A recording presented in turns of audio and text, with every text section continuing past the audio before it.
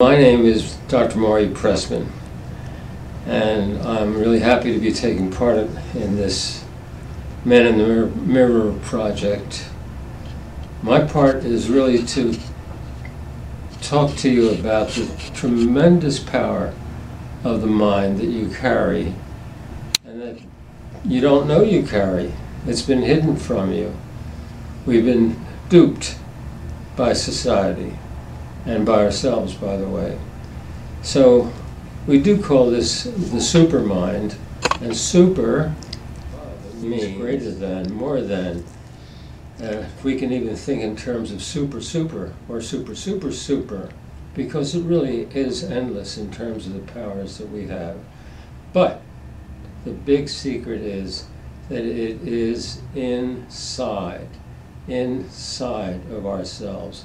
It is what I call behind the retina. The retina is the back of the eye, is it not, where things are recorded, then they're transmitted back to the back of the brain and then projected out again. Anyhow, behind the retina is also the place where we feel our feelings. When we turn our inspections, our eyes, inside of ourselves, we begin to notice what we feel. All kinds of feelings: love, hate, inspiration, excitement, ideas, thoughts, etc., etc. And sometimes we feel very, very fine shades of feelings. Sometimes we feel what are called inspirations or ahas, or even great discoveries such as Einstein made. We can all make great discoveries as long as we look at that area which is behind the retina, which is the residence of the super mind. I know it's a funny thing that we don't get to it because, well, society thinks that we're narcissistic if we think too much about ourselves. Wrong. Or society thinks that we're babyish or flaky or too emotional if we talk and think about our feelings. Wrong. Because that area is where the real knowledge and the huge expanses of the mind come from.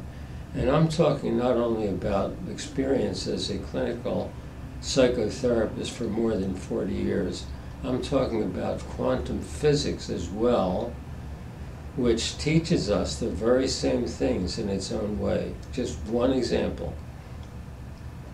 Albert Einstein, who, by the way, relied on his intuition, that area behind the retina, in order to get his inspired beginnings of discovery. Albert Einstein, what shall I say, relied on those things. Anyhow, for the moment I've forgotten where I'm going, and I hope you'll forgive me. We are looking at the subtle feelings. And society tells us we're wrong to try to go in and look physics, at it. that's where I was, right? So there's a well-known, really well-known physicist by the name of William Tiller, Professor William Tiller. You might have seen him on the little documentary called The Secret.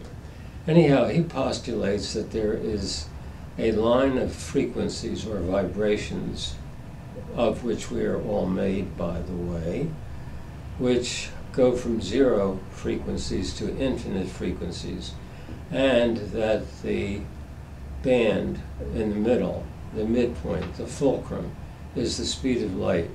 Now we want to get back to Einstein, and then we'll get back to how it applies to life. Einstein thought that nothing existed faster than light. But this whole area behind the retina, or inside of the mind, or inside of the feelings, really is faster than light. I can be on the moon in no time in thought. I can be across the country in remote viewing, which, by the way, is a seeing across the country which the Russian military and the US military has been using since World War II. I can do all of those things in less than a moment, so that time itself doesn't exist. This is beyond time when we get into the inner powers of the mind, which we can reach. And that's where Einstein was perhaps limited, and where we then go a little bit further. just to get to practical things, we can use these powers of the mind once we get into the feeling area in order to exercise some pretty real powers, such as to know ourselves.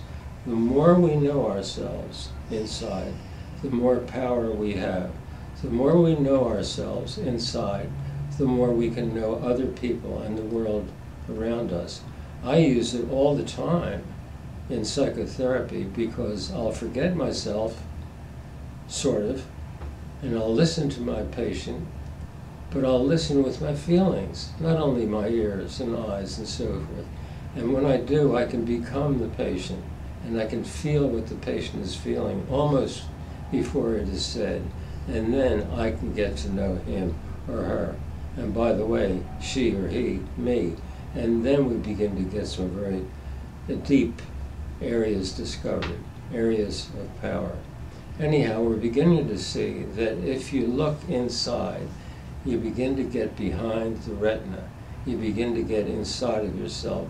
You begin to get the chance to know yourself.